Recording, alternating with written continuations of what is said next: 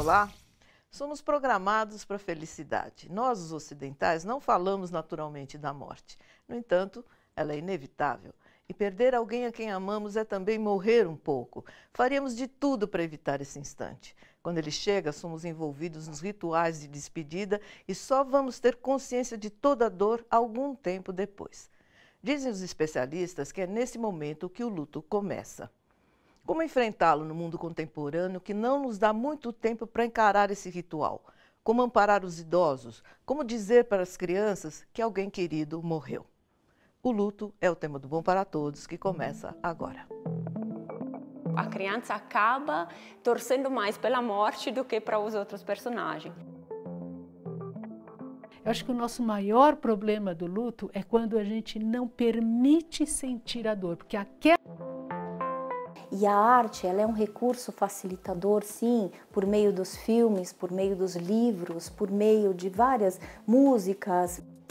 Nossa convidada de hoje é Bel César, psicóloga, musicoterapeuta e budista, autora, entre outros livros, de Morrer Não Se Improvisa, O Livro das Emoções e Mania de Sofrer.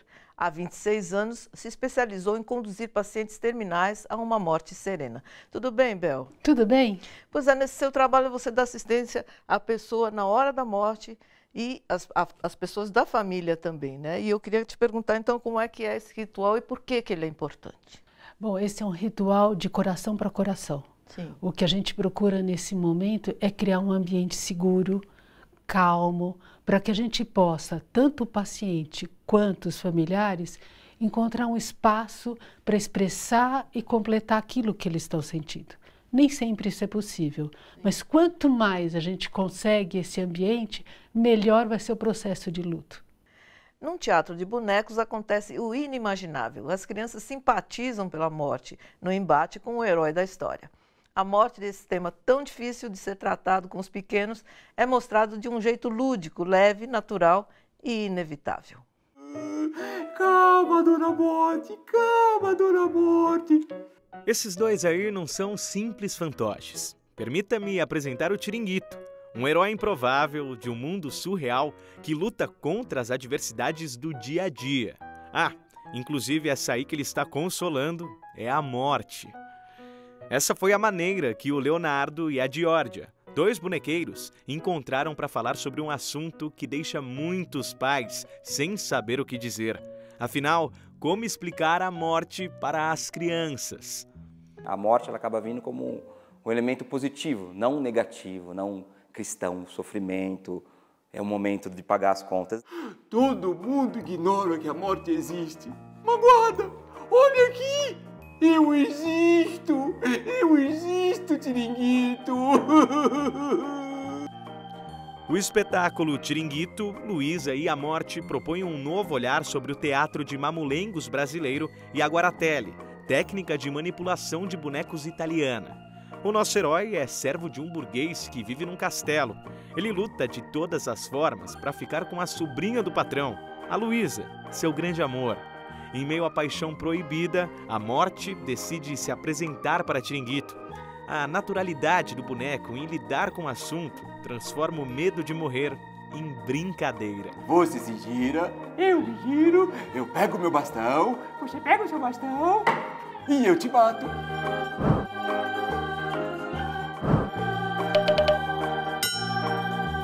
Bem no dia que o Tiringuito quer pedir a mão de Luísa em casamento, a Morte aparece e fala, olha, acabou para você, você tem que vir comigo agora. Então o Tiringuito, ele tenta, assim, driblar a Morte para fazer com que ele tenha o tempo suficiente para pedir a mão de Luísa e se casar com ela. A peça não aborda a morte como algo sombrio, pelo contrário. Como que é a voz da morte, por exemplo? A voz da Morte é sua, vai. A morte tem uma coisa muito mais simpática. A morte trata de bem com a vida. Não é verdade, Tiringuito? Eu chego aqui para você e eu tenho que falar com tranquilidade, porque eu estou segura de mim mesma. Mas talvez não seja verdade. A reação das crianças e dos pais é surpreendente. A criança acaba torcendo mais pela morte do que para os outros personagens. Tirando o herói, que é o Tiringuito, que obviamente ele passa a ser muito divertido. E os adultos, assim, tem várias diferentes reações, mas muitos vieram para a gente agradecendo pela temática, porque muitas vezes eles nem sabem como enfrentar esse tema com as crianças, porque nas outras realidades, que seja a escola ou outras instituições, é uma coisa que passa meio esquecida. Ah, e para quem está curioso para saber como termina essa relação entre a morte e o Tiringuito, basta lembrar da única certeza que nós temos na vida. O interessante, mesmo trabalhando com teatro infantil, é dizer que a morte existe. E a morte existe, e a morte faz o seu papel. Sim, a morte leva a Tiringuito embora, leva o patrão embora, leva o senhor Ratatouille embora. A morte faz o papel dela. A morte é natural, a morte não é um enigma, não é uma gravidade. Ela é natural, ela é a única certeza que nós temos. É a única. Cabe aqui a história da Elaine, do Brooklyn, de São Paulo. Ela conta: eu tenho 2 filhas, uma de 3 anos e outra de 6. Recentemente passamos por uma perda significativa e tentei explicar para elas que a morte é um sono onde a pessoa deixa o corpo material e passa a viver no nosso coração. E está sendo bem traumático, pois a de 6 lembra e chora, e a de 3 me pergunta se a Frida um dia vai acordar e voltar. Eu, sem saber o que falar e fazer, começo a chorar junto. Existe algo que possamos fazer para minimizar esse sofrimento? Para uma criança, você poder dizer que deixou de ser isso para virar aquilo é complicado. Eu acho que o mais importante é a criança sentir segurança por parte dos pais e usar a palavra morreu, mas com segurança, com calma. Morreu, de algum jeito continua. Eu não sei bem como continua, mas no coração da gente continua. Sim. O nosso problema é que a gente vê a morte como aniquilação. E aqui, quando aniquila, quando a morte vai, ela leva tudo e todos. Ela não deixa lembranças, ela não deixa afeto, ela não deixa recordação. E aí, parece que está algo errado, que realmente é melhor a gente não falar sobre a morte. Eu acho que a tranquilidade dos pais dói mesmo, filha, dá uma saudade, né? É verdade. Mas a gente pode falar sobre isso. A gente pode lidar com isso, falar para a criança, né? Estou aqui do teu lado. Muito legal isso. Opinião colhida pelo repórter Leandro Chaves nas ruas da cidade. Eu, por exemplo, perdi o meu pai, posteriormente meu irmão. Então, assim, são vínculos fortes para você superar todo dia um pouquinho. Não tem fórmula certa. Muitas vezes você leva uma vida toda para entender o que é um luto de verdade, né? É assim, né? Pode-se levar a vida inteira para entender o que é um luto de verdade. Eu costumo dizer, porque eu sinto, que o luto é lento. Sim. É um processo muito lento. Apesar de estudiosos, enfim, na psicologia você vai ter vários teóricos que estudam as fases do luto, e aqui eu acho que é mais perto de uma realidade, é do Bowlby, que é um psiquiatra inglês, e ele fala que a gente tem a primeira fase, que é a fase do choque, né? Aquilo aconteceu. E nesse período a gente fica entorpecido, não entende muito bem o que está acontecendo. Depois a gente tem uma fase de anseio e busca. E essa é a fase que muitas vezes vem a raiva, que é tão difícil para o enlutado sentir, porque é uma mistura de sentimento, né? Eu sinto falta, mas eu tenho raiva dele porque ele se foi, ou quem sabe a história por que ele faleceu, né? E essa é a fase onde as saudades mais dói, porque eu estou buscando, através da saudade, a presença do outro. Depois tem a fase de uma desorganização. Então, por quê? Porque nessa hora eu vou ver o que realmente na minha vida mudou. E vou ter que reorganizar toda a minha vida.